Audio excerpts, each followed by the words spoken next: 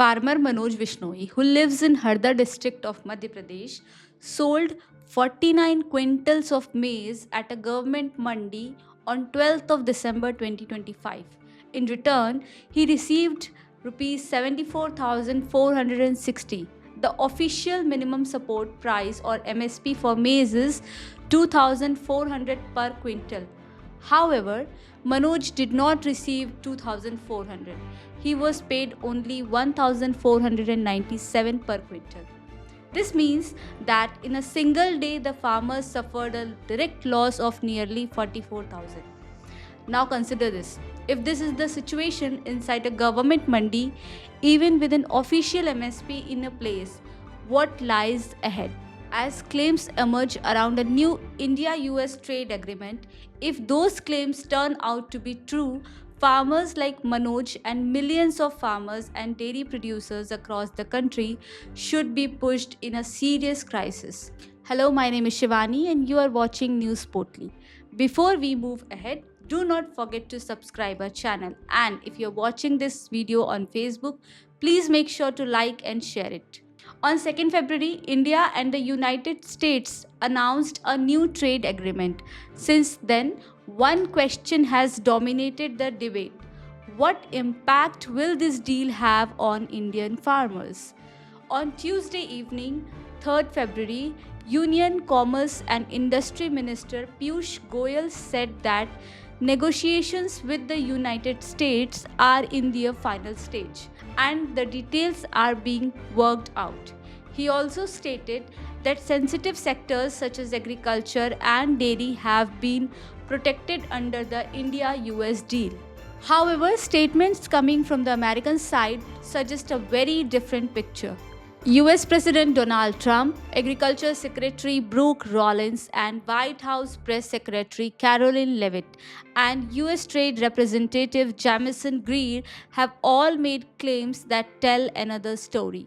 These claims need to be examined carefully. If the American version is taken at a face value, then trade deal appears to be primarily focused on opening Indian market to benefit US agriculture. Under the proposed deal, India would reduce tariffs to zero on several products. These include agriculture-related items such as dry fruits, vegetables, and the entire supply chain linked to them. In effect, American agriculture products would enter Indian markets without any import duty. Industrial goods, which currently face an average tariff of 13.5%, would also see a duties removed. In addition, India would reduce tariffs on agriculture products, manufactured goods, chemicals, and medical equipment. India would also increase its purchase of oil, gas, and propane from United States. On the other hand, the United States would continue to impose an 18% tariff on Indian goods, while India would impose zero tariffs on American products. US Agriculture Secretary Brooke Rollins has openly stated that India's largest and growing population represents a crucial market for American farmers.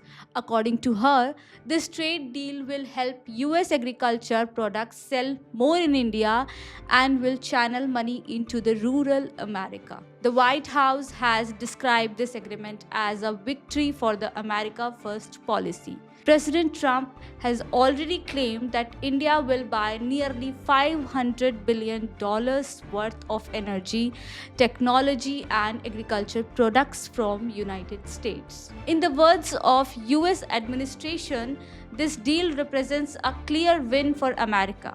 Let us now return to the issues of agriculture and farmers. President Trump claims that India will purchase goods worth $500 billion from the United States. But the reality is India's total annual imports from the US are currently less than $50 billion. This raises a fundamental question. Can an import figure of $50 billion suddenly rise to $500 billion? And if it does, at what cost? And whose cost will be that? To understand this, it is important to ask why the Trump administration is being so aggressive about agriculture in this trade deal. During the 2024 US elections, a large section of American agriculture sector stood firmly with Donald Trump. Farmers supported him because he promised to increase their profits by securing trade deals with large economies. Reports shows that in agriculture dominated US states, more than 77% of voters supported Trump in farming dependent countries. Farmers backed him by a margin of 3 to 1. However, Trump also faces a constraint due to his tariff policies.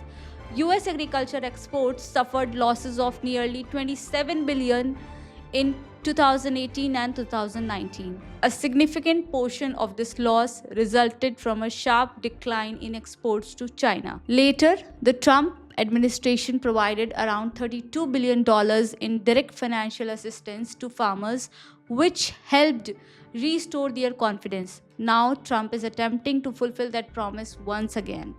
The problem is that China has significantly reduced its dependency on US. China no longer relies on United States for maize and soya bean.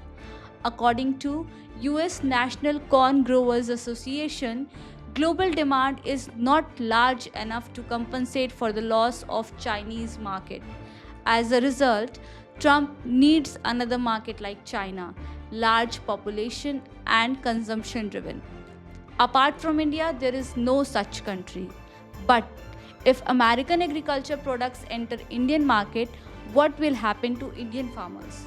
This is a country where agriculture remains the largest source of employment. Nearly 45 to 46% of working population depends on farming and allied activities. Farmers in India still rely heavily on mandi prices and the minimum support price system. So, what exactly does the United States want to sell to India? The US wants to export soya bean, maize, edible oils, milk and dairy products, and genetically modified crops. These products are cheaper in United States because American farmers receive heavy subsidies and benefits, which lowers production cost. If such low cost agriculture imports Indian mandis, farmers who are already struggling to receive fair prices will face a new and severe crisis. The impact on the dairy sector could be even more serious. India's dairy sector is built on small and marginal farmers. Most dairy farmers own only one or two cows or buffaloes. In contrast, countries like United States, New Zealand and Australia have large corporate run dairy farms. This is particularly concerning because the dairy sector contributes more than 5% to India's economy and provides direct employment to over 80 million people. A report by the State Bank of India warns that if India opens its dairy sector to US imports, Indian dairy farmers could suffer annual loss of nearly 1.03 lakh crore.